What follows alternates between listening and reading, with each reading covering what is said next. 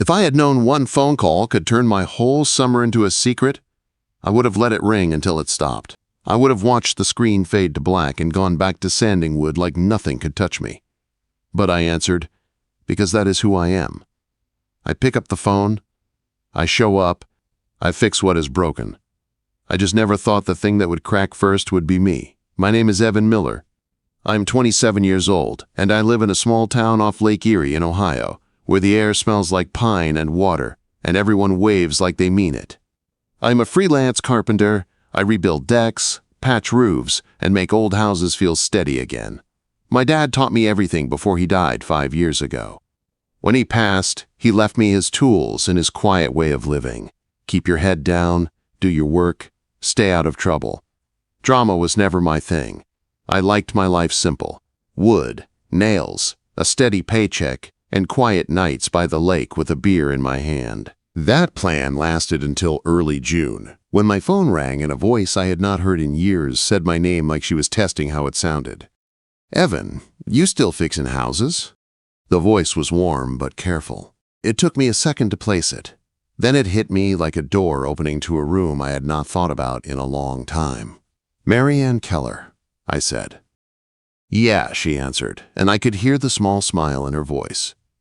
"Josh gave me your number." Josh Keller was my best friend growing up. We spent summers fishing off the pier, cutting through backyards, and sneaking cheap beer behind his dad's shed.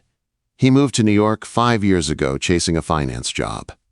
I stayed here, doing the kind of work my hands understood. Marianne stayed too. Back when we were kids, she was the older sister who rolled her eyes at our dumb ideas. I remembered her with dark hair and a sharp tongue, always acting like she had better things to do. "The roof's leaking," she said, "and the deck's a mess. If you're free this summer, I could use you." Work was work, and if I was being honest, my quiet months had been too quiet lately. "I'm in," I said. "I'll swing by tomorrow." The next morning, I loaded my truck with my dad's tools and drove out toward the lake. The drive took 20 minutes, but it felt longer. I kept telling myself it was just a job. Just Josh's sister.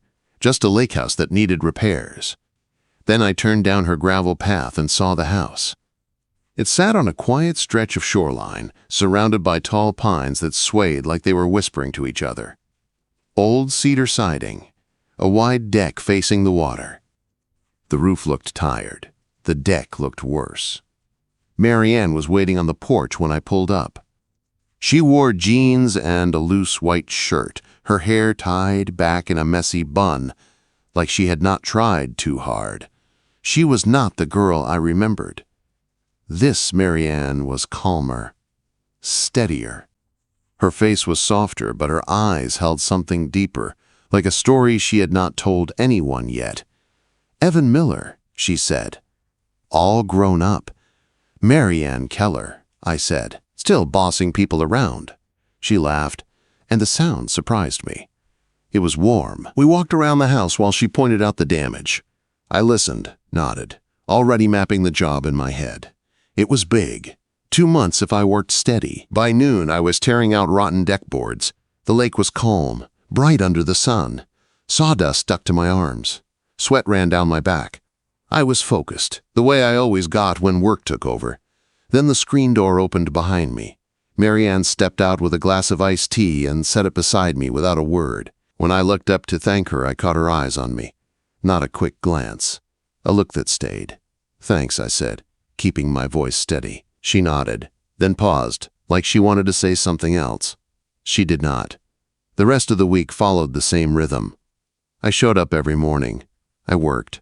Marianne drifted in and out, gardening, reading, cooking things that made the house smell warm. We talked, but not much. Safe topics. Easy distance. But by the end of the week, the distance felt thinner. She started standing closer when she brought me water, watching me work like she was trying to understand what kind of man I had become. One afternoon, she leaned against a post while I sanded a new plank. "You're good at this," she said. "It's what I do." Your dad would have been proud. The words landed hard. Nobody said his name anymore. I swallowed and looked up. Her eyes were on mine, hazel flecked with gold in the sunlight. She held my gaze a beat too long, and something in me shifted. That night, driving home, I told myself it was nothing, just a look, just a job. But deep down, I knew I was lying, because I could still feel her eyes on me. And the truth I did not want to admit was simple. I liked it. By the second week, I started showing up earlier than I needed to. I told myself it was because the roof was worse than I expected. Old houses always hide their problems. That is what I said out loud, even in my own head. The truth was quieter and louder at the same time. I liked the moments before Marianne came outside. I liked knowing she was inside that house, moving through her morning, coffee in hand, hair still loose, not aware I was already thinking about her. That thought felt dangerous. Every time my truck tires crunched over a gravel path, Josh popped into my head. His laugh, the way he used to clap me on the shoulder and call me brother, the trust in his voice when he talked about his life in New York. I would grip the steering wheel tighter and remind myself why I was there. Work. Just work. The deck came first. I tore out the last of the rot, replaced beams, laid new planks. My hands knew exactly what to do. My mind did not. It kept drifting to small things.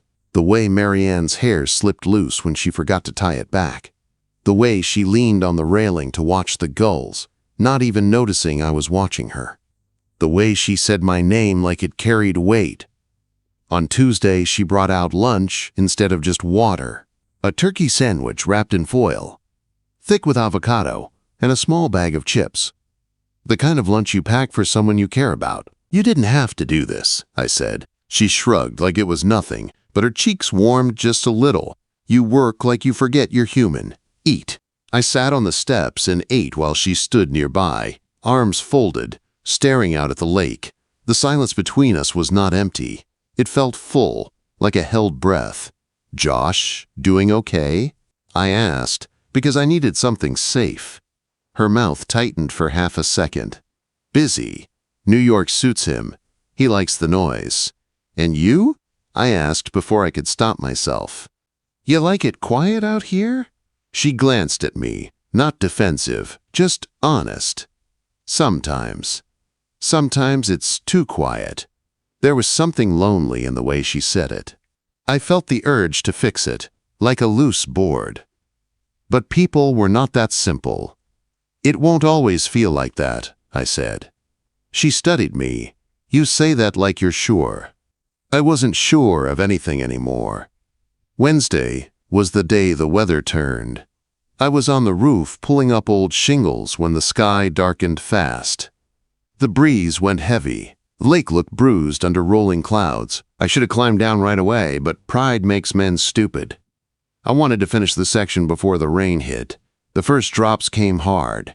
Then the sky opened. Rain soaked me in seconds. The roof turned slick under my boots. I tried to gather my tools, but my foot slipped. 1 second I was crouched near the edge. The next, I was sliding. I fell. The world flipped. Rain in my eyes. Ground rushing up. I hit the muddy grass beside the house with a thud that knocked the air out of me. For a second, all I could hear was rain and my own breathing. Then her voice cut through everything. Evan. I lifted my head. Marianne was running toward me, barefoot, dress soaked, hair plastered to her face. She dropped to her knees beside me, hands hovering like she was afraid to touch me. Are you okay? I forced myself upright, wincing. I think I'm bruised. My pride's worse than my ribs. She stared at me, then laughed. Not polite, not careful, real. You're impossible. Her hand touched my arm, warm even in the rain. That simple touch sent something sharp through me. Inside, she shoved a towel into my hands and ordered me to sit. The house smelled like lemon cleaner and herbs. She made tea while I dried off, my shirt clinging to me, mud streaking my jeans. You didn't have to come out there, I said. Maybe I wasn't worried about you figuring it out, she said. Then what were you worried about? She hesitated. Maybe I just didn't want you out there alone. The words hit somewhere deep. I tried to joke it away. You're going to make me think you care. She leaned forward, eyes steady. I do care, Evan. The room felt smaller, warmer. I looked down at my hands because if I looked at her too long, I knew I would do something stupid. "You shouldn't," I said. "You're not as tough as you pretend to be." "I'm good at pretending." "I know," she said. "I've been watching you all week." That night, I told myself it was just adrenaline, just rain, just closeness. But after the storm, nothing went back to normal. July settled over the lake, warm and hazy. The house looked better every day, and that should have made me feel good. Instead, it made me restless. The closer the job came to ending, the more I thought about leaving. Not the house. Her. Marianne brought lunch more often. Lemonade in mason jars, corn on the cob she laughed at me for making a mess of. "You're not as smooth as you think," she said. "I'm smooth with wood, not corn." Her laugh hit me right in the chest. We talked more. Not safe things. Real things. "Do you ever think about leaving this town?" she asked one afternoon. "Sometimes," I said. "But I don't know where I'd go." "It's easy to stay when everything feels familiar," she said. "What about you?" "I wanted to once. Now I don't know if I want to run or just breathe." "You can breathe here," I said. She looked at me. "I can when you're around." That night she asked me to stay for dinner. I should have said no, I didn't. The power flickered later, then went out.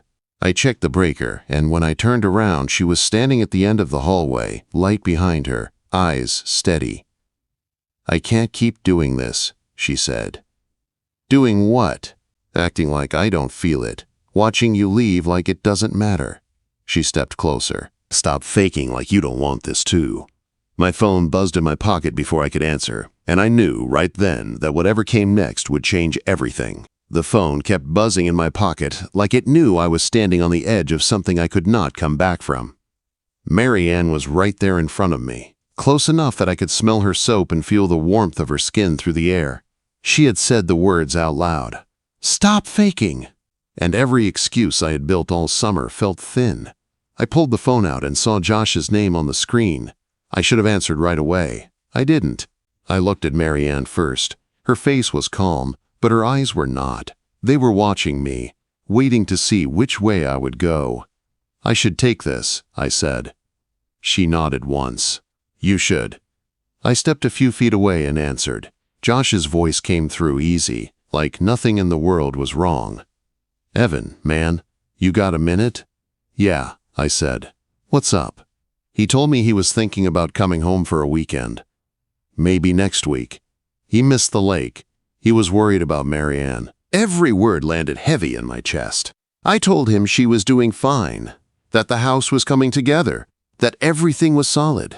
"I trust you," he said. "You always were solid." The call ended, but the damage was done. When I turned back, Marianne was still there. She already knew. "He's coming back," she said. "Yeah." "Then you should go," she said, voice steady, even though I could hear what it cost her to say it. I didn't want to go. I didn't want to pretend anymore. But she was right. Real things had consequences. We stood there in that hallway, holding something fragile between us, until I leaned in and kissed her. It was soft, careful, like we were afraid of breaking something we could not replace. Her hands gripped my shirt like she needed to hold on. When we pulled apart, she rested her forehead against mine. "We can't do this," she whispered. "I know." But that didn't stop either of us from wanting it. She told me to go home. I did. Before I left, she pressed a folded note into my hand and told me not to read it yet.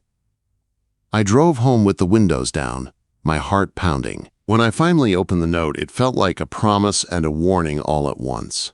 "Come back in October," she wrote. "I will still be here." Josh came home the next week. Seeing him again was like stepping back into another life. We hugged, laughed, drank beer by the lake like we used to. He talked about New York. I talked about work. We didn't talk about Marianne. Not really. She was careful. So was I. But the tension didn't go away. It grew. Every look felt loaded. Every silence meant something. One night, after Josh went to bed, Marianne found me on the deck. We didn't touch. We didn't need to. The air between us said enough. "This is hard," she said. "Yeah, "But you're still here," she said. "So are you." We stood there listening to the water, knowing we were choosing something by not choosing anything at all. When Josh left, the house felt quieter than before. I finished the last repairs, packed my tools. The job was done. On my final day, Mary Ann hugged me goodbye. Just a hug. Too long. Too close. "October isn't that far," she said softly. I nodded. Driving away, I told myself I would forget. That summer things fade. I was wrong. Because every time I closed my eyes, I saw her in that hallway. And I knew I would be back. I told myself the distance would fix it.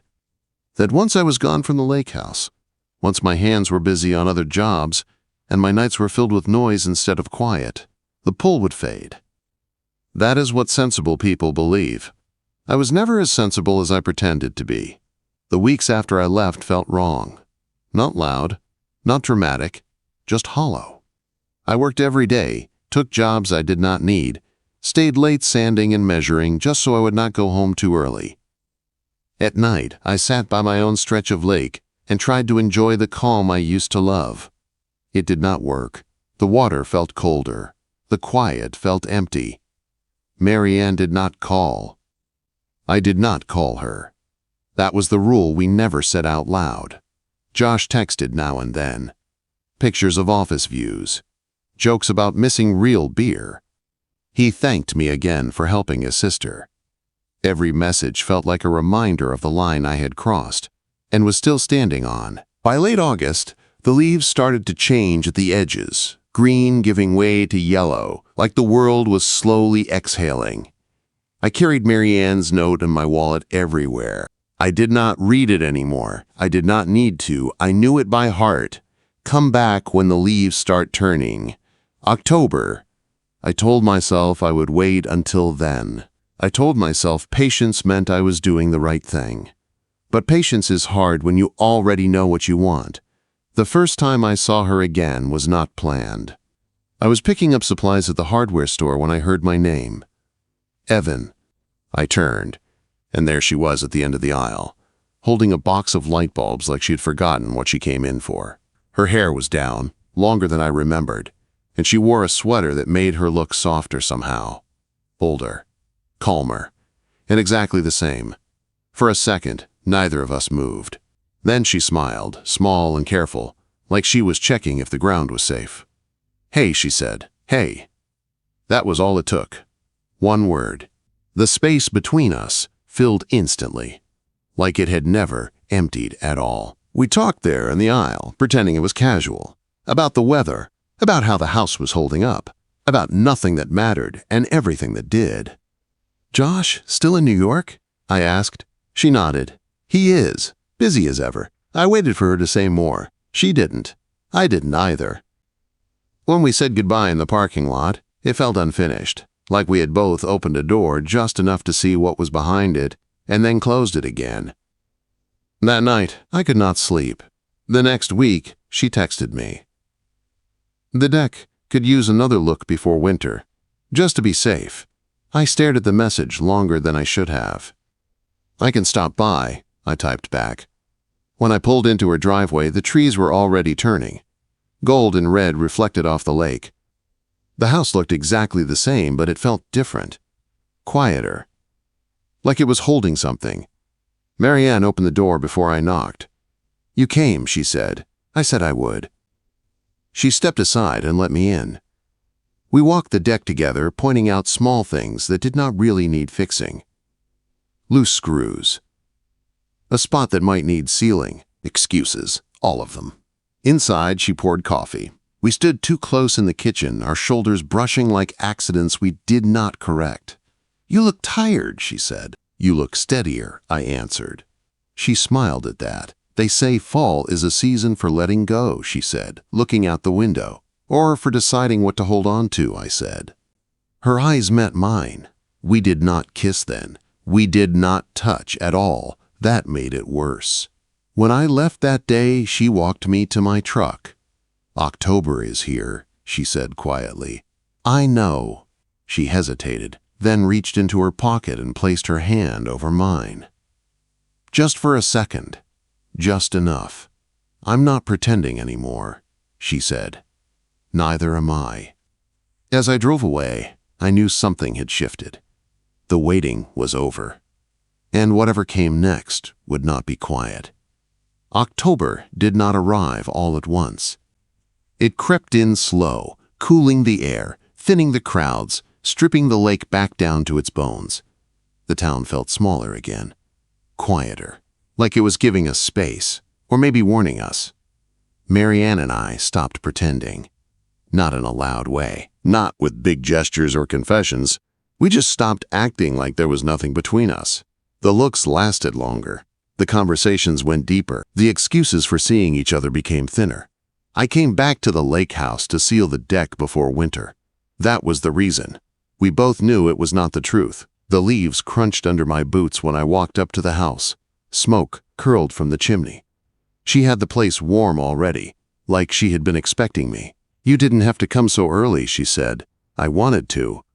She smiled at that, not careful this time. We worked side by side that day, me with my tools, her handing me brushes and rags. The lake was steel gray, the sky low and quiet. It felt like the world had narrowed down to that deck and the two of us standing on it.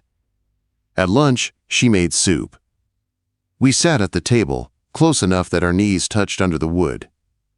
Neither of us moved away. Josh called while we were eating. Her phone lit up between us. She looked at it. I looked at it. The name on the screen felt heavy, but it didn't stop us anymore, she answered. Talked like everything was normal. Laughed at the right places. When she hung up, the silence stayed. He's staying in New York for the holidays, she said. I nodded. Relief came, followed quickly by guilt. We can't build this on lies, I said.